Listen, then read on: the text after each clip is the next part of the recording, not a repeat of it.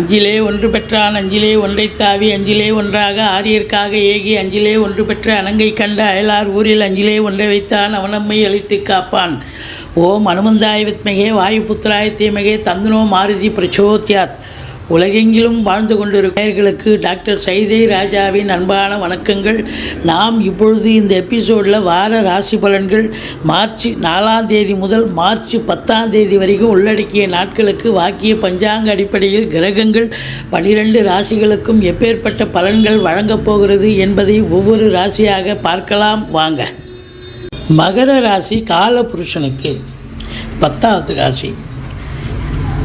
உத்திராடம் 2, 3, 4 பாதங்கள், திருவோணம், அவிட்ட நட்சத்திரம் உள்ளடக்கியது. அவிட்டம் 1, 2 பாதங்கள் உள்ளடக்கியது. சனி பகவான் ஆட்சி பெறும் வீடு. இப்பொழுது சனி பகவான் கும்பத்தில் ஆட்சி பீடம், அவருக்கு மூல திரிகோண வீடும் அதுதான், அங்கே இருக்கிறார். ஸோ ராசிநாதன் 2ஆம் இடத்தில் இருக்கிறார். இந்த மகர ராசி அன்பர்களுக்கு 4ஆம் இடத்து அதிபதியான 4க்கும் 11க்கும் உடைய செவ்வாய் ராசியில் இருக்கிறார். 5க்கும் 10க்கும் உடைய சுக்கிரன் ராசியில் இருக்கிறார். இப்படி கிரகங்கள், குரு பகவானும் நாளில் இருக்கார். கிரகங்களுடைய சஞ்சார நிலை மிக மிக சிறப்பாக இருப்பதால் இந்த வாரம் நல்லா இருக்குமா அப்படின்னா சூப்பராக இருக்கும். ஆனால் 7.5 சனி போயிட்டுருக்கு. இந்த 7.5 சனி மகர கும்ப ராசிகளுக்கு ஒன்றும் பெருசாக தப்பு பண்ணாது. அதனால் உங்களை பொறுத்தவரையிலையும் தீய பலன்கள் தராது. இந்த மகர ராசி அன்பர்களுக்கு நீங்கள் உழைப்பை நம்பக்கூடியவர்கள். அதனால் யார் உண்மையாக உழைக்கிறாங்களோ அவங்கள பொறுத்தவரையிலையும் சனி பகவான் கெடுதல் பண்ண மாட்டாங்க. அப்போது உங்கள் ராசி அதிபதி 2ஆம் இடத்தில் இருக்கிறது. ஒரு பொருளாதாரத்தில் ஒரு திருப்பு முனையை ஏற்படுத்தும், நல்ல சம்பாத்தியத்தை ஏற்படுத்தி கொடுக்கும், குடும்பத்தில் ஒரு நல்ல சந்தோஷத்தை ஏற்படுத்தும். இருந்தாலும் 2ஆம் இடம் சனி இருப்பதால் வாக்குஸ்தானம் என்பதால் கொஞ்சம் பேசுவதில் எச்சரிக்கையாக பேச வேண்டும். கொடுக்கல் வாங்கல் எச்சரிக்கையாக இருக்க வேண்டும். ஏன்னா உங்களுக்கு 8ஆம் இடத்து அதிபதி சூரியன் வேறு 2இல் வந்து உட்காந்துருக்கார். அப்போ கொடுக்கல் வாங்கல் கொஞ்சம் எச்சரிக்கையாக இருக்கணும். மற்றபடி மறுபடியும் இந்த சனி பகவான் அந்த இடத்துக்கு வர்றதுக்கு மறுபடியும் 27 வருஷம் ஆகும். அப்போது ஒரு ராசிநாதன் நல்ல நிலையில் இருக்கிறார் என்று சொன்னால் அப்போது உங்களுடைய அபிலாஷைகள், எண்ணங்கள், கோரிக்கைகள் நிறைவேறும் அல்லவா? திருப்திகரமான காலம்தான். உங்களை பொறுத்தவரையிலையும் 3ஆம் இடத்தில் ராகு இருக்கிறார். ஒரு அமோகமான பலன்களை பார்க்க போகிறீர்கள். தொட்டதெல்லாம் தொடங்கப் போகிறது. வியாபார ரீதியாக, உத்தியோக ரீதியாக உங்களுக்கு எல்லாம் நல்லது நடக்கப் போகிறது என்று சொன்னால் மிகையாகாது. உங்களை பொறுத்தவரையிலையும் பார்த்தீங்கன்னு சொன்னால் 3ல் ராகு இருக்க கொடுத்து வைக்கணுங்க. பல நிலைகளில் உங்களுக்கு ராஜயோகத்தை வழங்குவார். 3ஆம் இடத்து ராகு, அதாவது எப்பவும் உபஜயஸ்தானத்தில் இந்த ராகு கேதுக்கள் இருந்துட்டாலே ஒரு பெரிய நன்மைகளை வழங்கக்கூடிய என்ன ஒரு மைனஸ் அப்படின்னு பார்த்தீங்கன்னா, இளைய சகோதர சகோதரிகளுக்கும் உங்களுக்கும் கருத்து வேறுபாடு வரலாம். எடுக்கின்ற முயற்சிகள் இமாலய வெற்றி பெறும்.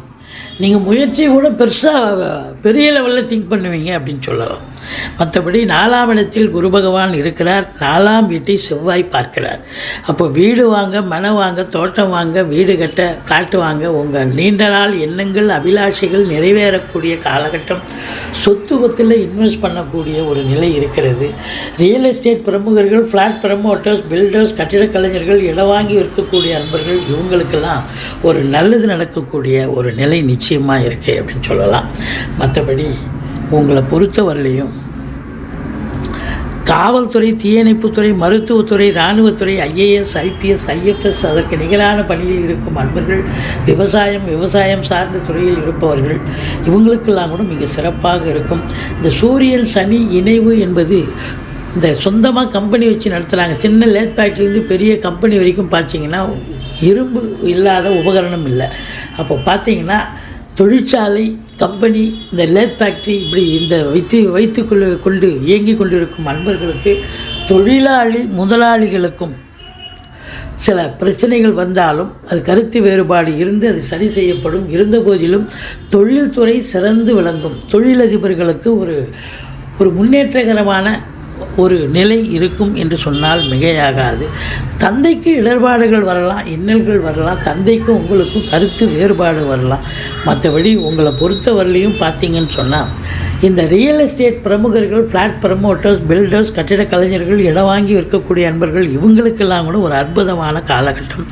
திடீர் அதிர்ஷ்ட வாய்ப்புகள் தேடி வரும், வரா கடன்கள் வசூலாகும், இன்சூரன்ஸ் பணம் கிளைம் ஆகி கைக்கு வரக்கூடிய ஒரு காலகட்டம்.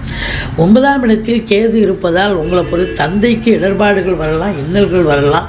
வெளிநாடு செல்லக்கூடிய அன்பர்கள் உங்களுடைய தாஸ்தாவஜிகளை சரிவர எடுத்துச் செல்லுங்கள். இந்த மகர ராசியில் பிறந்தவர்கள் தொழிலை விரிவுபடுத்தலாம், எக்ஸ்டெண்ட் பண்ணலாம், இல்லை கூடுதலாக இன்னொரு பிரான்ச்சு ஓப்பன் பண்ணலாம்.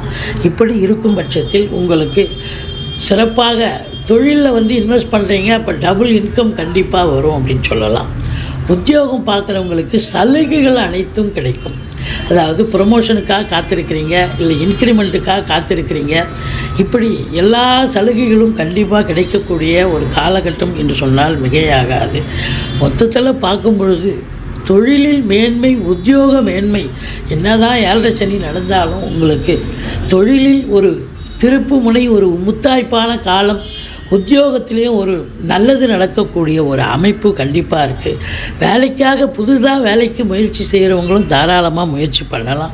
11ஆம் இடத்தை சனி பார்ப்பதால் எண்ணிய செயல் ஈடேறுவதில் கொஞ்சம் காலதாமதம் எடுத்தாலும் 11th ஹவரில் அது கண்டிப்பாக சக்ஸஸ் ஆகும். மூத்த சகோதரர்களுக்கும் உங்களுக்கும் கருத்து வேறுபாடு ஏற்படும். செலவினங்கள் ஏற்பட்டாலும் உங்களுக்கு சுப செலவுகளை, வீடு வாங்க, மனம் வாங்க, பிள்ளைகளுக்கு கல்வி செலவு, இப்படி எல்லாமே சுப செலவாகத்தான் அமையுமே ஒழிய உங்களுக்கு பாருங்கள் எல்லாமே சுப செலவு தான். அசுப செலவுக்கு இங்கே இடம் கிடையாது. நீங்கள் வணங்க வேண்டிய தெய்வம் பிள்ளையாரை வழிபாடு செய்யுங்கள், துர்க்கையை போற்றுங்கள். இந்த வாரம் மகர ராசியில் பிறந்த அன்பர்களுக்கு நல்ல ஒரு யோகமான, ஒரு சந்தோஷகரமான ஒரு வாரமாக விளங்கப் போகிறது.